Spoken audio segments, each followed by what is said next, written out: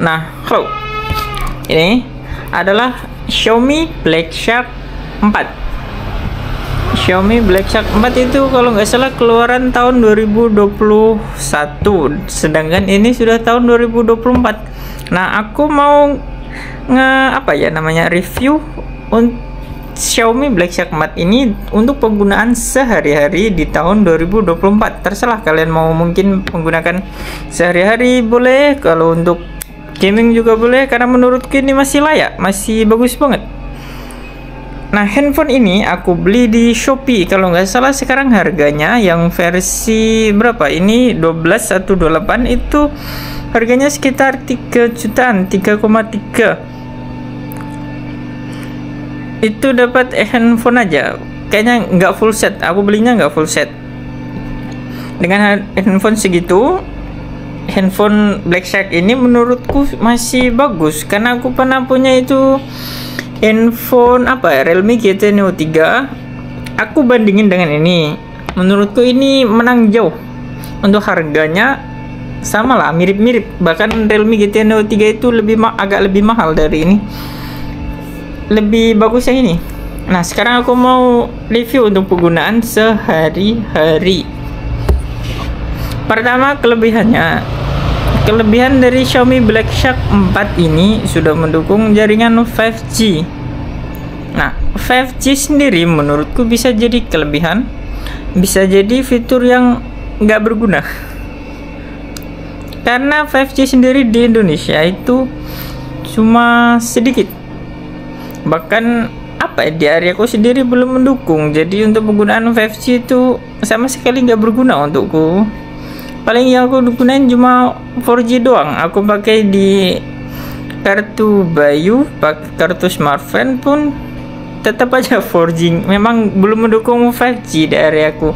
Jadi 5G itu bisa jadi kelebihan dan juga fitur yang nggak berguna, karena nggak mungkin dalam 1 atau 2 tahun akan mengcover seluruh Indonesia. Bahkan 4G aja belum. 4G itu kalau nggak salah memang belum tercover di seluruh Indonesia, belum menyebar secara keseluruhan. Jadi untuk 5G ya dalam 1 atau 2 tahun ke depan ya akan jadi fitur yang sia-sia, tapi layak untuk ada.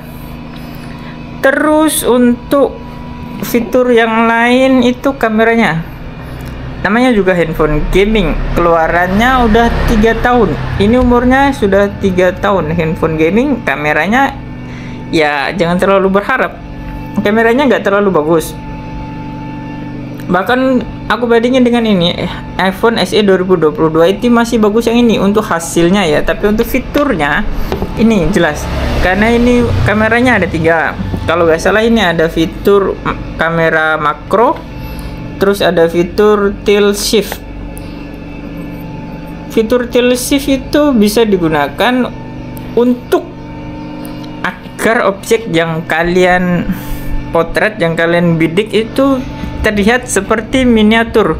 Kamera memang handphone gaming jangan terlalu berharap lah, karena memang tujuannya kan memang untuk gaming. Sedangkan aku menggunakan ini cuma untuk seharian. Aku nggak terlalu nggak terlalu expert dalam gaming.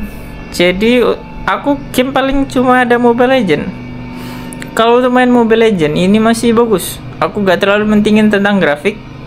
Jadi selama aku pakai itu nggak pernah nge-lag.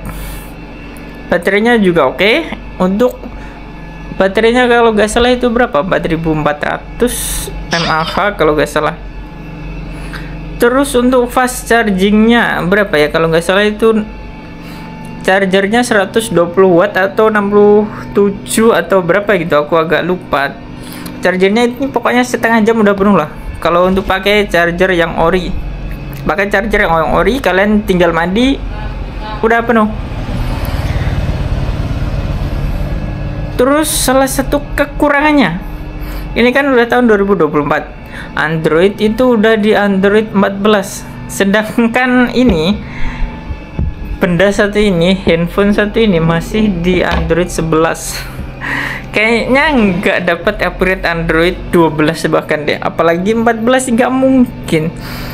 Kayaknya sejak keluar itu nggak pernah dapat upgrade Android. Bahkan seingatku ya, pabrik Blackshot itu udah enggak memproduksi handphone lagi, jadi cuma jualan aksesoris, itu pun mungkin aksesoris yang belum laku.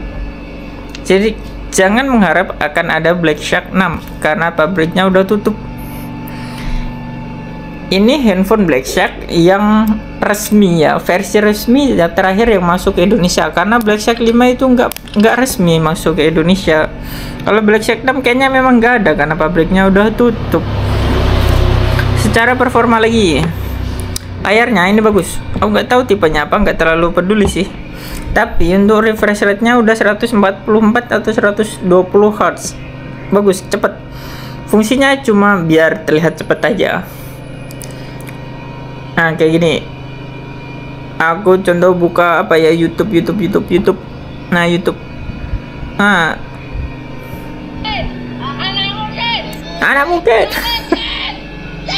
Nah, oke kan? Terlihat apa ya, cepat gitu loh.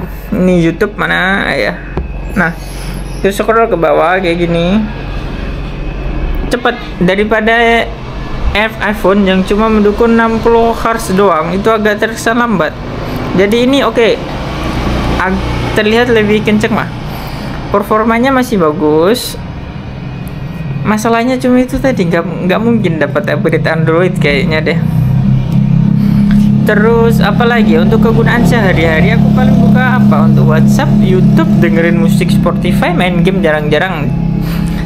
Jadi dengan harga 3.300.000 dengan RAM 12, penyimpanan 128, ini menurutku salah satu handphone terbaik. Walaupun umurnya udah lama, udah 3 tahun, tapi secara performa ini oke.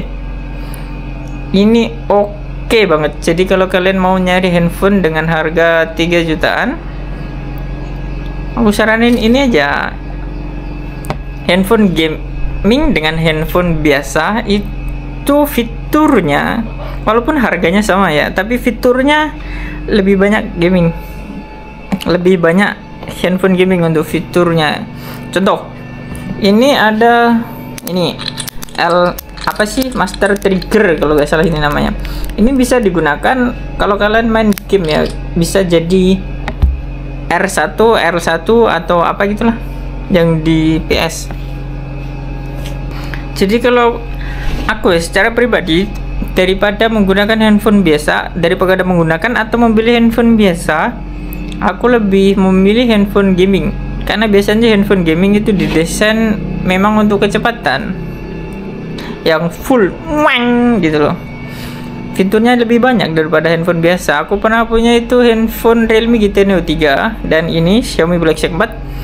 Harganya sama, mirip, dan bahkan Realme GT Neo 3 itu lebih mahal untuk sekarang ya. Tapi secara performa ini lebih bagus, ini lebih keren. Padahal Realme GT Neo 3 itu lebih baru, RAM-nya juga sama, semuanya sama pokoknya. Tapi secara keseluruhan aku lebih milih yang ini. Untuk handphone yang lain aku nggak berani komen karena aku nggak punya. Jadi oke lah, itu aja.